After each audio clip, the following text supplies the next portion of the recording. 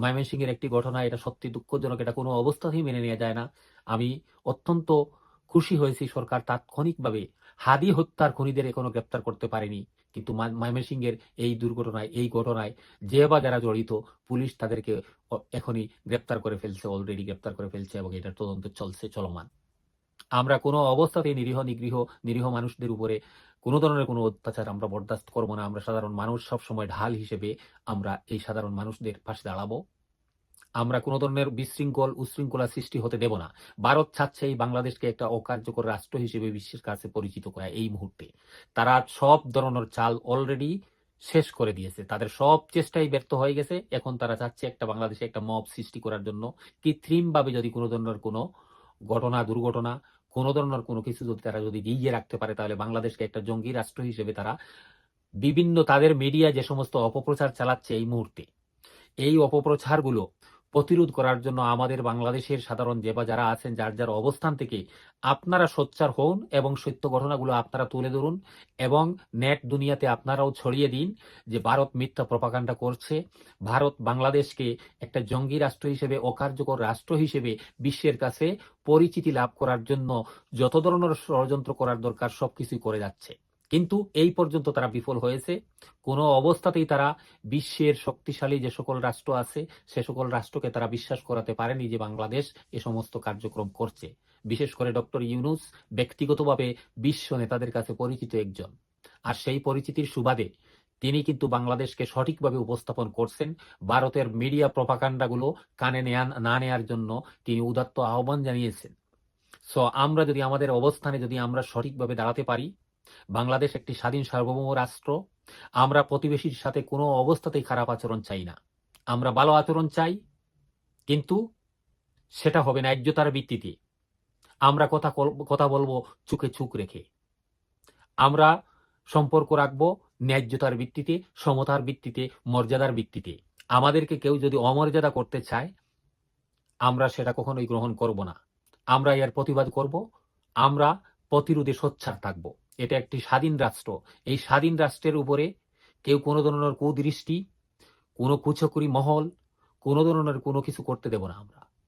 আমাদের শক্তি সামর্থ্য সীমিত থাকলেও আমাদের আত্মবিশ্বাস আছে, আমাদের মনোবল আছে। আমরা 1971 সালে আমাদের কোনো অস্ত্র, আগ্নেয়াস্ত্র না থাকা সত্ত্বেও আমরা 7.5 কোটি বাঙালির 15 কোটি হাত, এই শুধু হাত দিয়েই আমরা প্রতিরোধ করতে পেরেছি। আর সেই মুক্তিযুদ্ধে লাখো শহীদের রক্তের বিনিময়ে এই দেশের স্বাধীনতা আমরা এনেছি। আর এই স্বাধীনতা এখন রক্ষা করতে বর্তমানে আমাদের 18 কোটি মানুষের 36 কোটি হাত রয়েছে। তারপরেও এই বাংলাদেশকে সব দিক দিয়ে শক্তিশালী করতে হলে, মাথা উঁচু করে দাঁড়াতে হলেও আমাদের সমরাস্ত্র কেনার বিকল্প নেই এবং সেই পথেই হাঁটছে। আমরা ইউরোফাইটার, টাইফুন কেনার জন্য অলরেডি প্রিপারেশন নেওয়া হয়ে গেছে। সেখানে ভারত বিরোধিতা করেছে। ভারত ইতালিকে প্রস্তাব দিয়েছে অস্ত্র বিক্রি না করার জন্য, কিন্তু তার সেই আপত্তি কোনো কাজে আসেনি। যথাসময়ে ইনশাল্লাহ এইসবগুলো কাজ হবে এবং আমরা বাংলাদেশের মানুষ আগামী নির্বাচনে এমন একটি দলকে আমরা নির্বাচিত করতে চাই, যে রাজনৈতিক দল রাষ্ট্র ক্ষমতায় গিয়ে ভারতের পা চাটা গোলামি করবে না, ভারতের দালালে রূপান্তরিত হবে না, ভারতের কথায় উঠবে না, বসবে না। আমরা এমন একটি রাজনৈতিক দলকে আমরা ক্ষমতায় দেখতে চাই। আমরা আর ভারতের দাসত্ব চাই না। যে রাজনৈতিক দলের নেতারা ভারতের চোখে চোখ রেখে কথা বলতে পারবে, ন্যায্যতার দাবিতে, ন্যায্যতার প্রশ্নে আপোষহীন থাকবে, ফেলানির মতো কাঁটাতারের মধ্যে আর আমাদের কোনো মানুষ, আমাদের কোনো জনগণ ফেলানির মতো কাঁটাতারে ঝুলবে না। আমরা আর সেই ঝুলানো লাশ দেখতে চাই না। আমরা ভারতের এমন দুঃসাহস আমরা প্রতিহত করার জন্য আমরা প্রতিজ্ঞাবদ্ধ থাকব। আমরা এমন একটি সরকার দেখতে চাই যে সরকার দুর্নীতি এবং পররাষ্ট্র নীতিতে জিরো টলারেন্স দেখাবে। পররাষ্ট্র নীতি হবে সমতার ভিত্তিতে, সমঝোতার ভিত্তিতে এবং মর্যাদার ভিত্তিতে।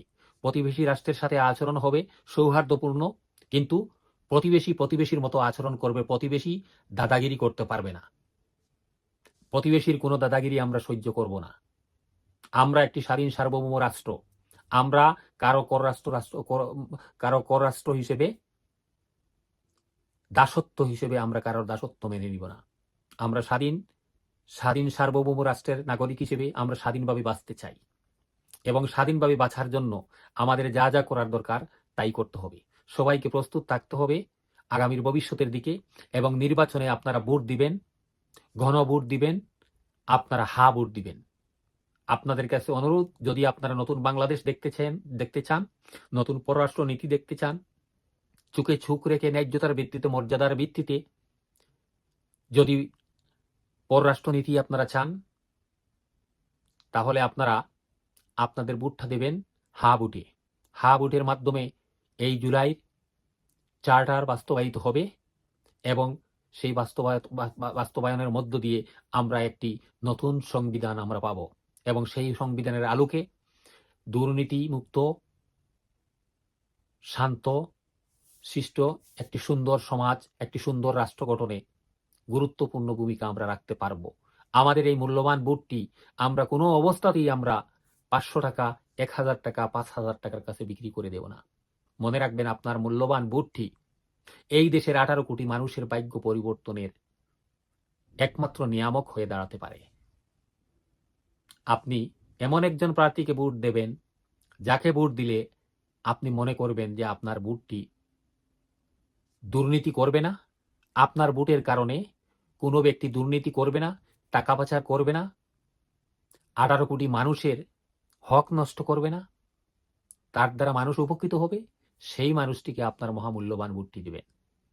আর জুলাই চার্টারের যে 4টি প্রশ্ন আছে, সেই 4টি প্রশ্নের উত্তরে হা ভোটটা দিবেন। ধন্যবাদ আপনাদের সবাইকে।